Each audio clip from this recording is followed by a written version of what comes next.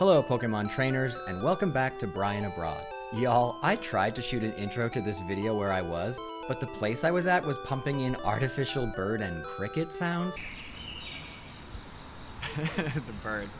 So, yeah, voiceover it is. Today is February 26th, which means tomorrow is Pokemon Day.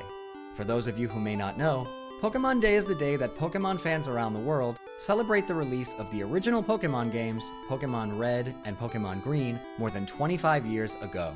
It's also the day when the Pokemon Company releases any new information on upcoming Pokemon media. So, with Pokemon Day fast approaching, I decided to take the train down to Shanghai's K11 shopping mall to check out Artifacts of Indigo Plateau, a collaborative art exhibit between Pokemon and artist Daniel Arsham. Arsham is a longtime Pokemon fan and collaborator.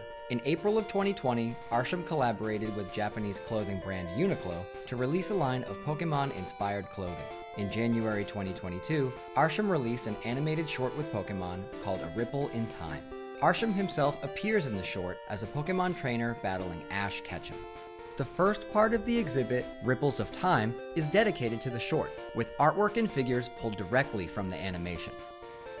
I was grateful that there were English translations for everything, although at times it did get a little tricky to figure out. The narrative of this exhibition is based on the story from animated artwork A Ripple in Time by Pokémon X Daniel Arsham, where Dialga launching Roar of Time, resulting in space-time chaotic, Pokemon caught in time travel again. At the ruins of Alph, visitors will enter the unknown area Sinjo Ruins, relics located in the Indigo. Okay. The second part of the exhibit, Future Relic, focuses on his signature crystallized Pokemon designs. It's this part of the exhibit where his skills shaping materials like pyrite, rock, volcanic ash, glass, and crystal into unique works of art really shine.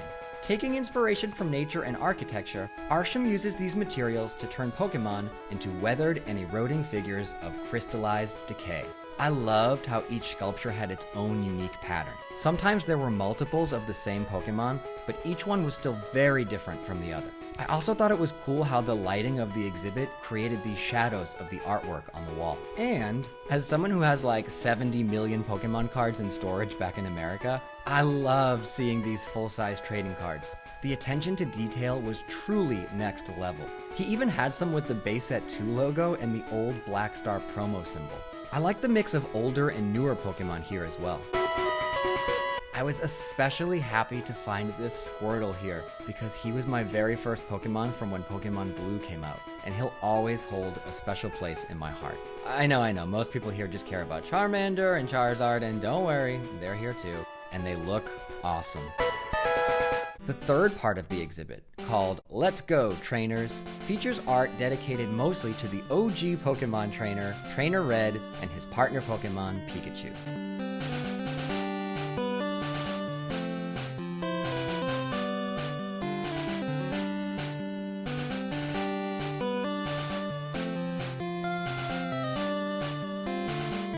But it also pays tribute to the original legendary Pokemon Mew and Mewtwo. And seeing them in this state really made me think back to how important these Pokemon felt back in the days of Red and Blue. In an age where Pokemon media was limited and there weren't like 80 other legendaries yet, Mew and Mewtwo felt larger than life. And this artwork really captures that.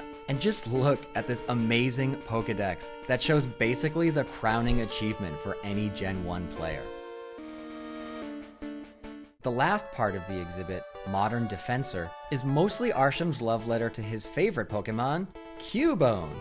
This area features the original artwork that inspired the animated short, stills from the animation, and crystallized versions of Cubone using different mediums. There was some merchandise available for this exhibit. This Mew card is 21,745 RMB. Which is like more than 3,000 US dollars. But the clothing options were kind of expensive and none of them could be unwrapped or tried on before buying. So I decided on this mug instead, which features his Trainer Red design as well as his take on the Pokemon logo. On our way out of the exhibit, we found out that the mall was doing this scavenger hunt for a chance to win a prize, possibly related to this exhibit. One stamp was for seeing the exhibit, one was for scanning this code, and one was for eating at the restaurant that we just so happened to have eaten lunch at anyway before we went to the exhibit. What do we get? Coins? Yeah. To do what? Let me show you. Jayo, Juni, how you? Ooh! A drink. Should I like kiss it for good luck or something? In here? Yeah.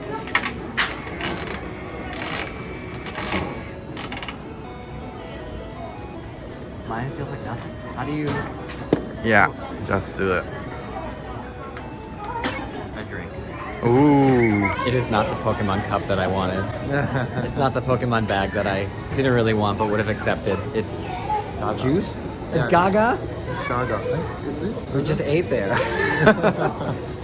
Unfortunately, I did not win a fun Pokemon prize, but it was still a nice time and a great exhibit. If you like this video and you'd like to see more videos about my life here in China, please remember to click that thumbs up, hit the subscribe button, and ring the bell so that you get notified when I upload a new video here on this channel. And I'll see you guys in the next one. Happy Pokemon Day, trainers. Can you try to say something Yes, I can try to say something. more? Oh, is this the test or is this the video? This is the test? Okay. This is Mewtwo. He's Pokemon number 150, and he's my new boyfriend.